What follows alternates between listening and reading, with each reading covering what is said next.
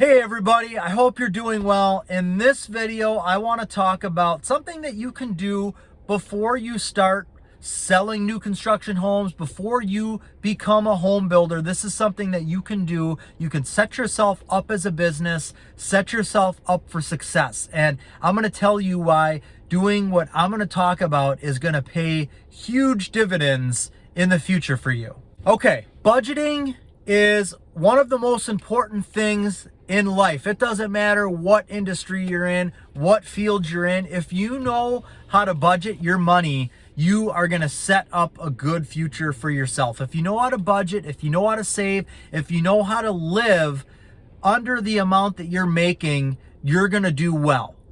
That being said, it's a little bit harder to do this when you are becoming a home builder, selling new construction, selling real estate, because you're not just getting a paycheck with taxes already taken out of it. When that happened for me way back in the day, it was great. I didn't have to worry about anything. I had a certain amount of money that was taken out for my retirement, a certain amount that was taken out for taxes, and any money that I got, I could pretty much do what I wanted with because I knew that I'm saving for the future and I'm paying taxes. Now, when I started selling new construction homes back in 2008, it was a really bad market. And so I had an excuse to basically take my entire commission check and spend it. Now, I was making a lot more money before I started selling new construction because I worked for a big builder. We were doing great. I worked there for many years. I was making a great salary. And then when I started selling new construction homes and the market crashed, I was making, a fraction of that. So my living expenses were already up here and they were, equal to what I was making. So then when I started selling new construction and I was making this much and my living expenses were way up here, I had to take all of the money from my commission checks and use it to pay for my living expenses. And then I told myself, I'll just make up that money and I'll pay those taxes next year. Or no, I was telling myself that, when I get my next check, I'll take taxes out of there. Well, that just never ended up happening for a few years. So that's not the right way to do it. Now, it took me a while to dig myself out of that hole. And if I knew what I knew now, if I was set up the way that I was set up now from the beginning, I would have a lot more money saved up. I'm very comfortable now. We have a good amount of money saved up. Things are really good, but it could have been even better. So the ultimate goal, one of the ultimate goals about everything that I'm going to be talking off is based upon living under your means. And you've probably heard that before, but what that means is if you're making this much money, your living expenses should be somewhere underneath, even if it's right underneath, but somewhere below what you're actually making. Because then what happens is you get to a point where you're making or you're living for less than what you're making. So that means that you're going to have extra money year after year, or money that you're going to be able to save, more for with retirement or put into the market or invest or whatever you want to do with it. And if you're doing that, you're also able to get by when times aren't the greatest. So we've had a great housing industry since, I'll say, 2012, 2013 here in southeastern Wisconsin. And probably for most of the country. I know other areas took longer to get out. But anyways, we're 2020 right now. So we have been in a great housing market for a good amount of time now. At some point, and maybe it's the election or whatever ends up happening, the housing market could come down. And there's less people out there that are building houses. And so when that happens, and if it does happen, that means I'll probably make less money because I'm not going to be selling and building as many homes. But if you are living on less than what you're making, you can adjust for that. You've got extra money saved up, or you just, during that few year time period, because that's the one cool thing about the housing industry is it's not just going to stay in the tank forever. In a few years, it'll come back up again. And then that's, again, those are the killer years where you're crushing it. You're ideally putting money away for those rainy days, which is the fall of the market. So this is what you need to do in order to do that. Budgeting is so important because that's going to allow you to make this happen. And maybe you're at a position in your life where your living expenses are way up here and you want to get into the home building industry, and you're going to need to take a little bit of a pay cut to do that. Well, what are some things that you can do to start unloading bills? Maybe get rid of that $900 car payment a month and go buy a car that you only have a $300 car payment a month for. $600 a month right there. You know, there's probably some things that you can do to lower your living expenses. Refinance your house. The interest rates are lower than they've ever been before, so maybe you can refinance your house, refinance your vehicle, refinance anything that's financed. Those are some things that you could look into to, you know, bring your living expenses down. So what I did a few years ago is I set myself up as a business. When I first started selling new construction homes, I would get my total commission check. And kind of going back a little bit, when you get a commission check, whether you're building a house, selling a house, getting the profit, or you're getting a commission check, commission means there's no taxes taken out of that check. So if you get a $7,000 check for selling a house, don't look at it as, oh my gosh, I have $7,000. This is amazing. No, take 30% of that away and put it into another account because you need to pay taxes. You need to pay taxes, and you need to be taking a chunk from each check to pay for taxes. And you need to be taking a chunk from each check to pay for and put money away for your retirement, or put money into savings or in another investment account. So that's the way that you want to get structured. And the earlier that you can do this, if I did this in my 20s, I would already be way set in my ways with that. I would be super successful with it. Again, things would look a lot different. So, and you can start this at any time, but I started this a few years back. I went, and instead of just getting a commission check as a salesperson and taking that commission check and then me dividing up what I need to do with it, that is all income. When you get a commission check, say you earn $150,000 in commissions, you're paying $150,000 worth of income taxes. You don't want to do that. You want to set yourself up as a business and have those commission checks be made out to the name of your business. Real quick, everybody, I do have a consulting service that I offer. It's $100 a month. And what that does is that'll cover any phone calls that we have, anything that you may have questions about, or you're getting into this and you need to know what to do. How do you set up a budget for a house? How do I find the right lot? How do I know what home to build? How do I become a successful home builder? We can talk about that, and I can give you all of the information that you need. So that's what that service covers. I'll put the info and the details below. All right. So if you're a business, you get taxed at a different rate, at a better rate than you do if you're just paying individual income taxes. So if you're selling new construction, if you're selling real estate, if you're becoming a home builder, those are some great reasons why to do it, because there are ways that you are able to pay less in taxes than if you're just collecting a check from a salaried position and that money's getting taken out of there automatically.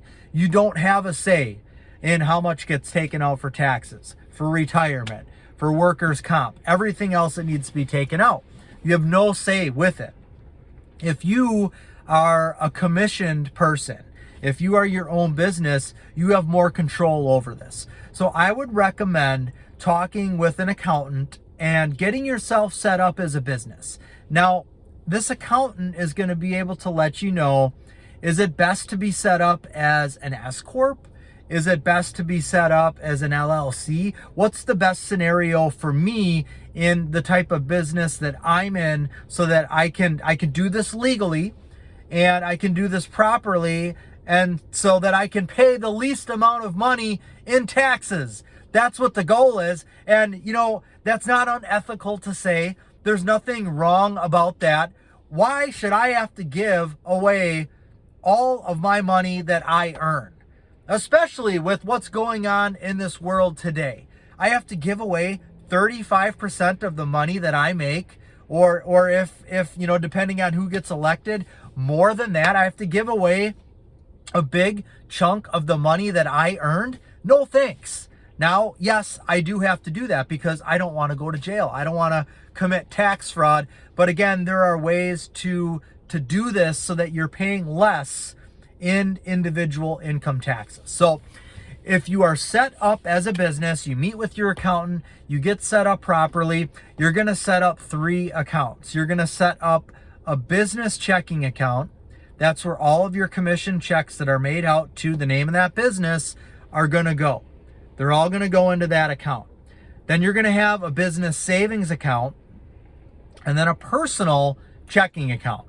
That's what all your bills get paid from. So the business account is the account that all of your profits come into. And because they're all going into the business account, your accountant is able to use that business account and track all of the money that has been coming in and goes out and what that's being spent for. So if you have a business account and you're going to take a client out for lunch, you can use that business debit card. Or if you are going to go to the International Builders Show in Las Vegas so that you can learn about how to become a better expediter, a better home builder, a better salesperson, that's a write-off. So you can pay for things out of that business account. So your accountant can look at this account and anything that you do for business, you buy a new computer, you buy paper for your printer, it's all coming out of this account. So those things are written off. That means that when it comes time to pay taxes at the end of the year, any business expenses that you have are now offset by some of these things that you've paid for as a business owner. And then it's really easy for you or your accountant to look at this account and say, this is all the money that's come in and all this money that came out, these were business expenses. Now, the business savings account is the account that you want to keep for taxes. So in my case, every week I put in a check into my business checking account. Every week I have an automatic amount. This happens automatically now. So it gives me peace of mind. I know that any money in my personal checking, I can do whatever I want with it because everything else has been taken care of. So every single week I have a set amount of money that gets directly debited out of my business checking account. So every Friday, there's a certain amount of money that comes out of this account and goes into my business savings account. From that business savings account, my accountant or you don't need an accountant to do all of this, just to set you up.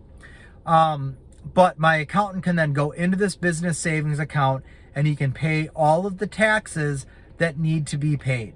So this money is never, ever touched. You don't touch this money because that's tax money. And ideally, you want to pay taxes quarterly. So if there's money in that account, you can pay those taxes quarterly. The accountant can pay those taxes quarterly. So all the money comes into the business checking account. There's a weekly amount that goes into my, or a monthly, however you want to do it, that goes into the business savings.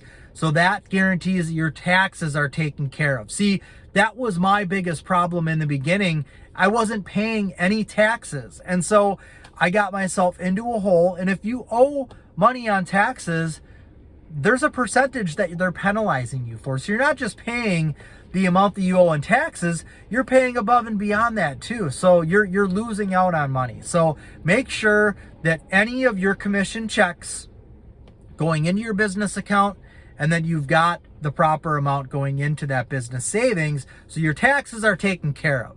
So it's an amazing feeling to know that. The second thing that's happening is I have myself set up on payroll. So the amount of money that I determine that I need to live on or that I need to take as payroll, that's the amount of money that I'm going to be taxed on as individual income. Not all of the money. If I have $250,000 that comes into this business checking account, I'm not being taxed individually as individual income for $250,000 worth.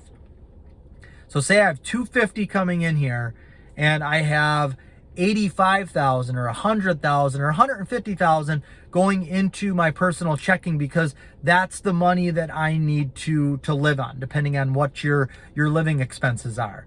Or these amounts are anything. You got 100,000 coming into your business checking, and you're living on $50,000. I mean, that's amazing, because what that means is that at the end of the year, you're going to have some money left in that business checking account, and that is a phenomenal feeling.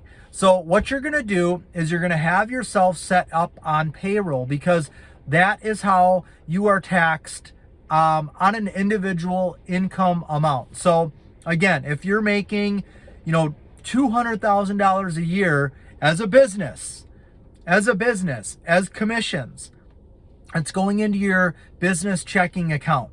You're not taking all of that money and putting into your personal checking account. So that means that you're not being taxed as you yourself as an individual made $200,000. And that's good for you, because the more money that you have to claim that you've made as an individual, the more taxes they take out.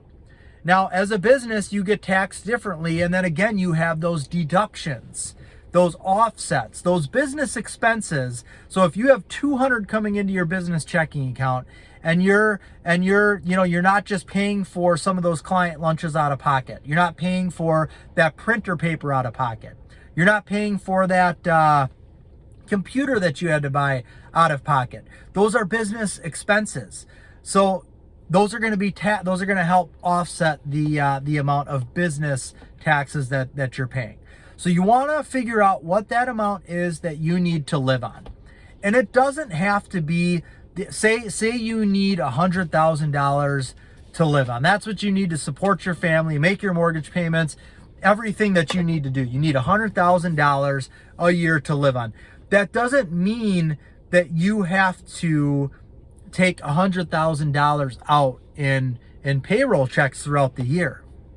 You could take out $80,000 in payroll checks, and then you can take a $20,000 disbursement. Or you could break that up into, every 2 months you're taking a disbursement of, $1,700. And that helps. That goes into your personal checking account. And again, it's a business disbursement, so it's not taxed the same way as if you're just getting a commission and it's going into your personal checking account. So you can use the combination of the amount of payroll checks that you're getting.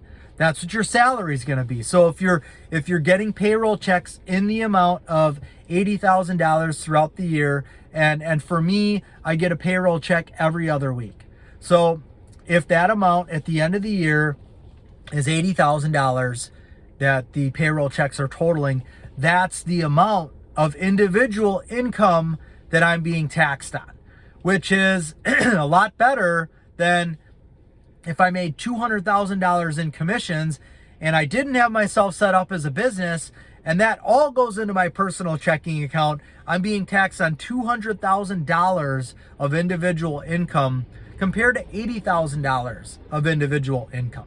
Now that money in between is taxed at a much better rate than your individual income tax rate is.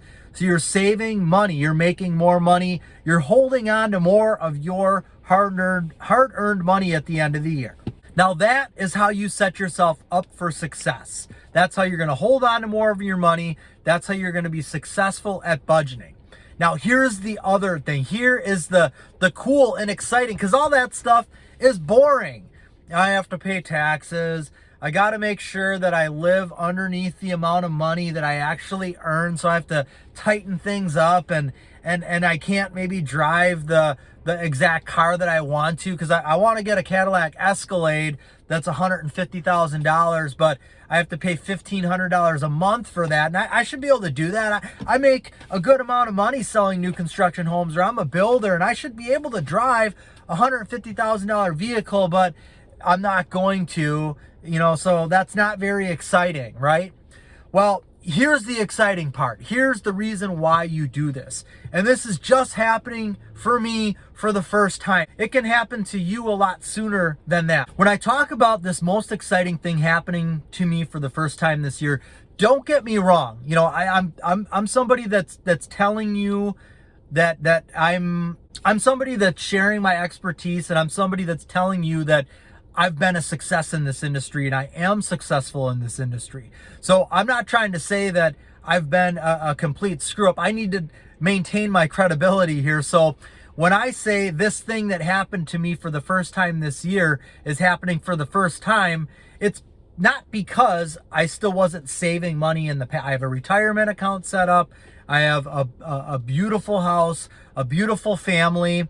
So it's not that I've just been spending everything that I've been making. That's not how it is. I don't want you to take it that way. But what I'm talking about is because of how things are set up now with these 3 accounts and with getting myself to a point where we're actually living on less money than what we're making, which isn't easy to do, especially if you go into and you've got a lifestyle where you need a lot of money to support that. It's hard to make that adjustment. So at the end of this year, I am going to have a surplus of money in my business checking account. How amazing is that? So I've been taking less money than what I actually need to live on, or I've been making more money than what I need to live on. And some of the we're coming into October. We're in the last quarter of the year. So at the end of the year, I'm going to have a bunch of money in my business checking account that I am free to do what I want with. I can take a disbursement and I can say, hey, family, let's go to Florida for a week. And because of the flexibility that we have in this industry, we can just go. Or I have a good chunk of money that we can use towards Christmas. Now, I'm not going to take and just blow all of this money. I want to make sure to keep a buffer in my business checking account, because what if something happens to the building industry next year and I start to make less money? I want to make sure that I have excess money in that business account to still maintain everything that I need to maintain.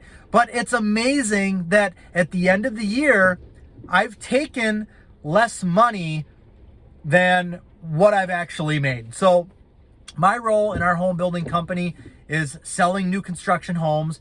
And then I also own a real estate company as well. And I've got real estate agents that work underneath me. And then I sell some real estate as well.